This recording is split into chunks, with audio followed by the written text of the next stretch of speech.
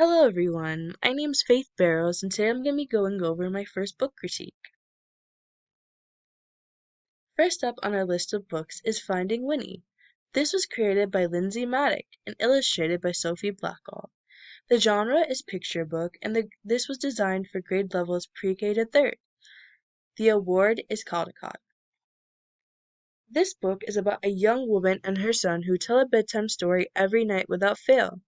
This story is about the mother's great-great-grandfather, Captain Harry Coldburn, and his best friend Winnie the Bear. After Harry saves Winnie, they develop an unbreakable friendship. Harry needed support in the army, but little did he know it came in the form of a bear. This book teaches of undying friendship and is the basis of a beloved character, Winnie the Pooh. Next on our book list is Shiloh. This was created by Phyllis Reynolds Naylor, and the genre is realistic fiction. This was designed for grade levels 4th to 7th and is an award-winning Newbery book. This book tells of a young boy named Marty and a young pup named Shiloh. Shiloh is being mistreated by his owner Judd and decides to run away one day. He bumps into Marty and they make an instant connection. Marty notices the poor pup's mistreatment and does everything in his power to save him. They develop an unbreakable bond and learn lessons like patience, kindness, and understanding along the way. Next on our book list is A Tale of Despero. This was created by Kate DiCamillo, and the genre is fantasy fiction. This was designed for grade levels 3rd to 5th and is an award-winning book, Newbery. This book is about a kingdom built on its love for soup and sunshine. One day, this kingdom falls into darkness and sadness. Born in this kingdom is a small mouse named Despero, who has big dreams to become a knight. His dreams are often shot down because Despero was different than everyone else, let alone not human. Despero doesn't let this stand in his way, though, and jumps to action when Princess P is kidnapped. This book teaches of heroism and making what seems impossible, possible. Next on our book list is Last Stop on Market Street.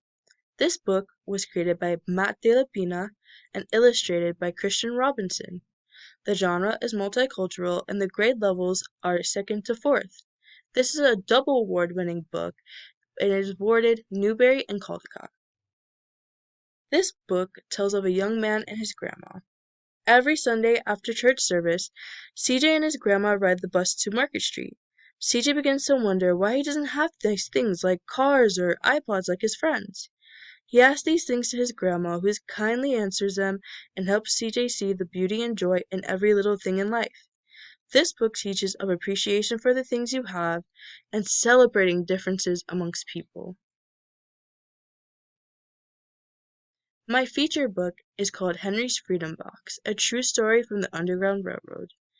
This was created by Ellen Levine and illustrated by Kadar Nelson. The genre is historical fiction, and the grade levels designed are 3rd and 5th.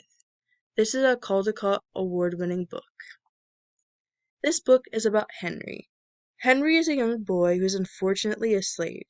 He is traded by his masters and has to leave everything he knows behind, including his family. Over some time, Henry makes a new family with his wife and children, but after some time they are taken away from him too. This was the last straw for Henry, and he decided he needed to make a change. He decides that he wants to begin his journey to freedom. This book teaches about the Underground Railroad and not giving up on your dreams and goals. These are my standards for my first lesson. I based them off of the ISTE standards. The first one is constructor and the second one is designer. For the first one, students are going to critically use a variety of resources and digital tools to construct knowledge. In the second one, designer, students are going to use a variety of technologies and design process to identify and solve problems, creating new useful or imaginative solutions. In this lesson, students will learn and gather new information about slavery and the Underground Railroad. This is a 5th grade social studies lesson, by the way. The teacher will teach a mini lesson on slavery and the Underground Railroad. A read-aloud of the book will follow after the lesson. Students will then independently research the Underground Railroad and some ways it impacted slavery. They will share their research with peers in a Flipgrid. This Flipgrid looks like this, and they will respond here.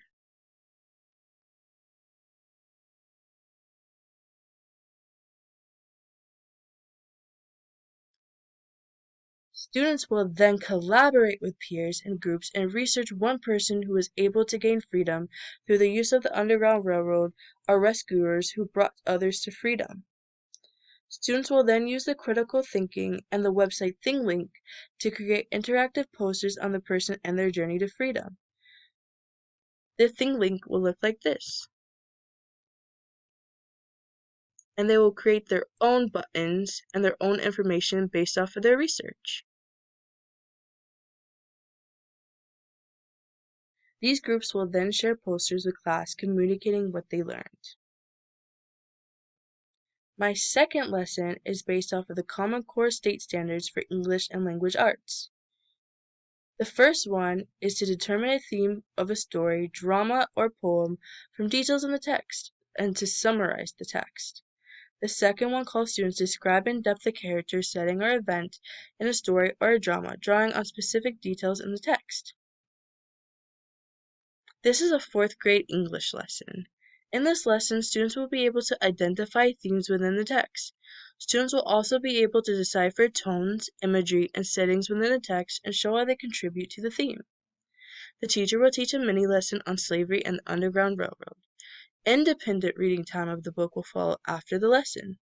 Students will then be asked to write a small summary on a shared Google document. Using critical thinking, students will also write what they believe the main theme of the text to be. The Google document will look something like this, where they will all respond and be able to see their other peers' responses as well. Students will then create a T-chart to support their theme. The left side of the chart will list tones, imagery, and settings, and the right side will list evidence of each from the text that supports their theme. Students will get into groups to collaborate on themes, sharing thinking and belief. Groups will vote on the theme that makes the most sense and relates to the text. Groups will then share their chosen theme, communicating their understanding of theme, tones, imagery, and setting. The T-chart that they will be using as well will look like this. They could create their own, or I could create some for them, but they will respond here with a written version of their theme on top, and then evidence of the setting, tone, and imagery. That is all for my first book critique, and I hope you enjoyed it.